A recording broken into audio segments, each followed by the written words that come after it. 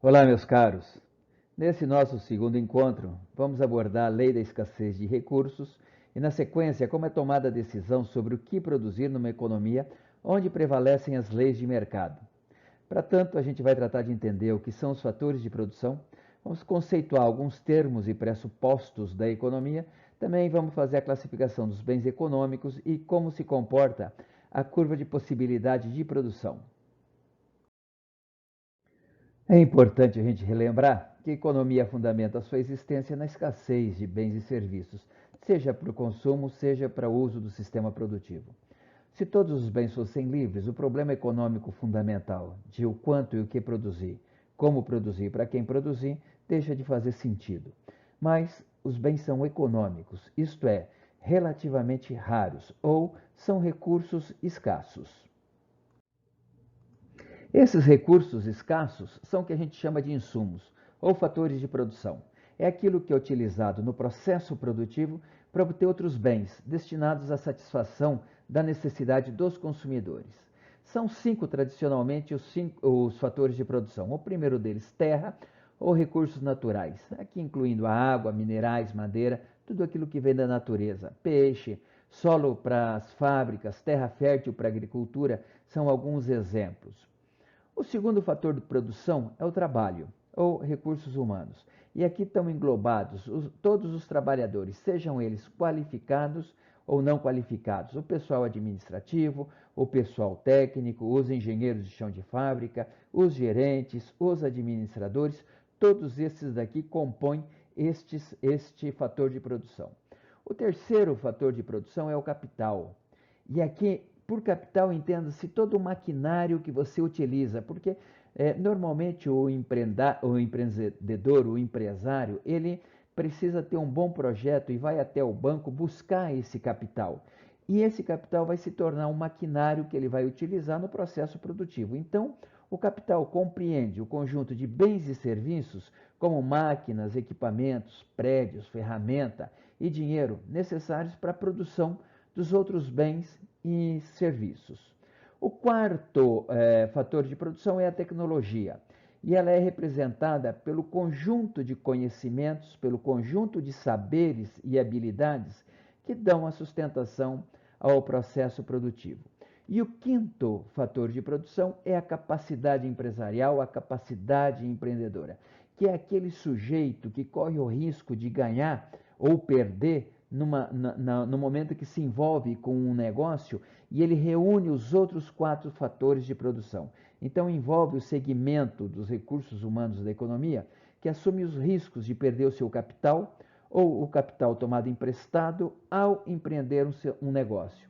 O empresário é a pessoa que reúne capitais, então, para adquirir recursos produtivos e produzir bens ou serviços destinados ao mercado mediante determinada tecnologia com o único objetivo de realizar lucro. Bem, agora que já sabemos quais são os cinco fatores de produção, vamos conceituar alguns termos que nós vamos utilizar bastante. O primeiro deles, lembrar que um bem econômico assim o é porque possui uma raridade relativa e, portanto, tem um preço. O segundo conceito, a escassez, ela só existe porque há procura por um bem que tem uma utilidade susceptível de atender à necessidade dos consumidores. Terceiro, o produto, todo produto é um bem, porque satisfaz uma necessidade humana. E, por fim, a economia, como ciência, não entra em considerações éticas ou de juízos de valor. Agora que conceituamos alguns termos da economia, vamos dar uma olhadinha nesses pressupostos econômicos, são em número de 7. O primeiro deles, o consumidor é soberano e a ele cabe decidir qual vai ser a composição da sua cesta de consumo, aquilo que ele vai colocar no seu carrinho de compras para o seu dia a dia, em função das suas preferências, da sua necessidade e da renda que dispõe. O segundo pressuposto, a composição da cesta de consumo deste indivíduo vai depender dos seus gostos e dos seus hábitos de consumo, que podem variar entre regiões e entre classes sociais. O terceiro, o desenvolvimento dos meios de comunicação, bem como a publicidade, as facilidades de pagamento com o uso de crédito, tendem a homogeneizar os hábitos de consumo da população. 4. Os bens econômicos são desejáveis porque são úteis e escassos, mas existem bens abundantes e úteis aos homens que se encontram fora da economia. Esses são chamados bens livres, ou seja, que se encontram disponíveis a custo zero. É o caso do ar atmosférico, que serve como exemplo para nós de um bem livre. A teoria econômica também supõe que as firmas e os consumidores são racionais em suas decisões. Isso quer dizer que os empresários vão procurar sempre maximizar o seu lucro e os consumidores vão procurar sempre maximizar a satisfação no consumo de bens e serviços. E também, como as necessidades são ilimitadas, as pessoas precisam estabelecer prioridades de gastos, pois o acesso ao conjunto de bens, segundo suas necessidades e preferências, exige uma determinada quantidade de renda disponível em quantidade suficiente, a não ser que você seja a Larissa. E, por fim, existem necessidades que não podem ser atendidas porque o setor produtivo ainda não sabe como produzir e onde apenas ter poder de compra não é suficiente para que as pessoas possam satisfazer as suas necessidades. Agora vamos dar uma olhadinha em como podem ser classificados os bens econômicos. Eles podem ser bens de consumo final, bens de consumo intermediário ou bens de capital. O que são os bens de consumo final? São aqueles adquiridos pelas famílias e dividem-se em bens de consumo durável e não durável. É aquilo que você põe no seu carrinho. Os bens de consumo durável são aqueles utilizados por um tempo relativamente longo. É uma geladeira, é um automóvel, é um apartamento. Isto é um bem de consumo durável. Já um bem de consumo não durável é o alimento, a comida que você compra. Você utiliza ela uma única vez ou muito poucas vezes. Aqui, alguns autores, inclusive, propõem a utilização de um terceiro termo, os bens de consumo semiduráveis, que aí sim você poderia usar ele algumas poucas vezes. É o caso de um sapato, é o caso de uma camisa e por aí afora. Bom, e que outro bem que nós temos? Nós temos os bens de consumo intermediário, também chamados insumos. São aqueles utilizados pelas empresas, direta ou indiretamente, para a fabricação de outros bens. São a matéria-prima, barra de ferro, peça de reposição, componentes e material para escritório. E eles têm uma característica, eles têm ciclo curto no processo produtivo. O que quer dizer ciclo curto? Significa que esse material, que este equipamento acompanha o produto final. Então dê uma olhadinha, a barra de ferro utilizada para fazer um vergalhão acompanha esse vergalhão, tá certo? Diferente, por exemplo, agora dos bens de capital, que também são empregados direta ou indiretamente na geração de outros bens. Porém, se caracterizam por ter ciclo longo de utilização.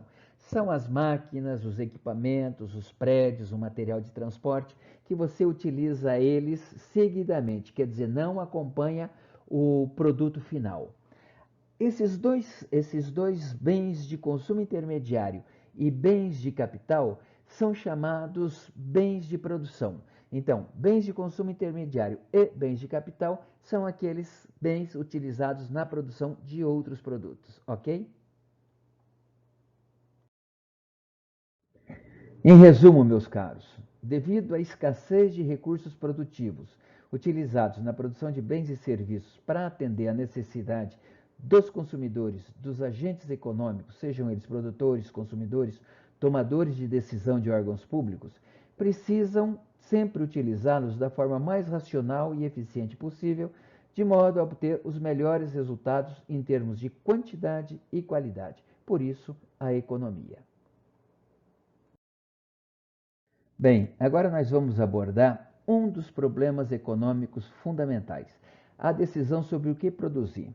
Ora, como os fatores produtivos são escassos e as necessidades humanas ilimitadas, os agentes econômicos precisam decidir onde vai aplicar preferencialmente os recursos disponíveis. Por exemplo, a sociedade pode escolher entre produzir mais canhão e menos alimento, ou mais escola e menos estrada. Você, como consumidor no dia a dia, também faz escolhas desse tipo no supermercado. O Poder Executivo, que levou o orçamento anual para ser aprovado no Congresso, também tem que fazer escolhas similares. Vamos dar uma olhadinha nesta reportagem que mostra as escolhas feitas pelos agricultores em determinado momento. Começou o plantio de soja no oeste. Os produtores já esperavam pela chuva e, por isso, aproveitaram um bom tempo no começo dessa semana para iniciar os trabalhos no campo. Para aproveitar o dia de sol, seu Celito Mazaro colocou as 2 plantadeiras para trabalhar. Ele vai usar os 250 hectares da fazenda para plantar soja. E o momento não podia ser melhor. Terra úmida e tempo ensolarado, bom para a semente se desenvolver. Pelo menos as perspectivas para o clima, parece estar tudo tranquilo, né? E o preço não é lá grandes coisas, mas pelo menos o soja a gente consegue fazer uma alta produtividade, né? Nesta safra, a expectativa da SEAB é que a soja ocupe 5 milhões de hectares no Paraná. Se essa previsão for confirmada, será uma área recorde no plantio da cultura no estado. Só na região de Cascavel devem ser semeados 546 mil hectares. E a expectativa de produção é alta. A previsão para esse ano, se as condições climáticas forem totalmente favoráveis, com certeza nós deveremos chegar a 2 milhões de toneladas. A explicação para o aumento na área com soja é porque muitos agricultores estão reduzindo o plantio de outras culturas, como milho. É o caso do seu Jurandir Tomasi. Ele tem 230 hectares de terra. No ano passado, reservou 40 hectares para produzir milho. Nesta safra, vai plantar soja em toda a área. Por causa do preço, né? A semente é muito cara. Está em torno de R$450 uma saquinha de semente, e o milho a R$17,80, R$18, então não tem incentivo nenhum para a gente plantar. Tudo está planejado para que a colheita renda bons resultados. A gente planta pondo tudo que tem de tecnologia aí para uma boa colheita, né? Se o tempo correr bem, acho que a safra deve ser cheia, né?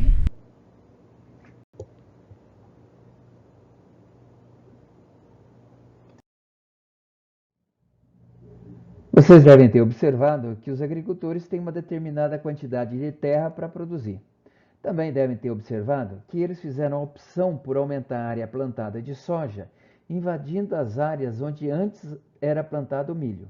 Não dá para plantar soja e milho no mesmo espaço. É necessário fazer opção por uma ou por outra produção. E o que foi determinante na escolha deles? A rentabilidade, o lucro, ou seja, eles utilizaram o pressuposto da racionalidade, nesse caso, buscando maximizar o lucro. Então, vamos entender direito essa decisão dos agricultores usando um plano cartesiano. Aqui no eixo das ordenadas, vocês vão ver a quantidade produzida de milho e no eixo das abscissas, a quantidade produzida de soja. Suponhamos, então, que nessa economia ela esteja envolvida na produção de apenas esses 2 produtos, milho para o mercado interno e soja para o mercado externo.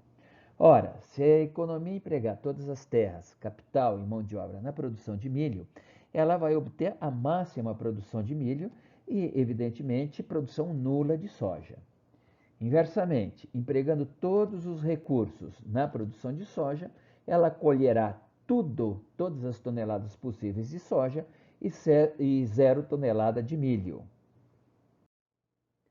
Agora, os agricultores optam por uma situação intermediária. Nem todas as terras utilizadas para a produção de soja e tampouco toda a terra utilizada para a produção de milho. Vamos só supor que a escolha inicial fosse a combinação CA, produzindo MA de milho para o mercado interno e SA de soja para atender a exportação com todas as terras férteis ocupadas. Esta era a situação em cima do nosso plano cartesiano. Agora, por uma questão de preço de mercado, eles decidem aumentar a produção de soja para o mercado externo, passando então por uma segunda combinação chamada CB, aumentando a produção de soja de SA para SB. Ora, isso significa que, por serem os recursos escassos, nesse caso a terra, será necessário que o cultivo de soja avance em terras anteriormente ocupadas por milho. Assim, a produção de milho vai cair de MA para MB. Portanto, as terras foram ocupadas agora com a produção de soja, aumentando a produção de soja em detrimento da produção de milho. Esse conjunto de combinações que podem ser escolhidas pelos agricultores entre a produção de milho e soja é que constitui a curva de fronteira de possibilidade de produção.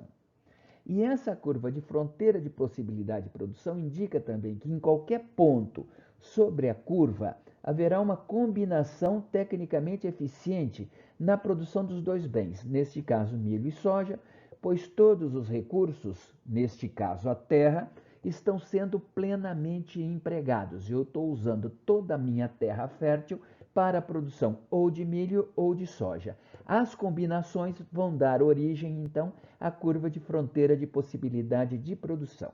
Mas essa curva de fronteira de possibilidade de produção também me traz um outro indicador. Ela indica o quanto a economia deve renunciar de determinado bem, neste caso de milho, por unidade de acréscimo de outro bem, neste caso o soja.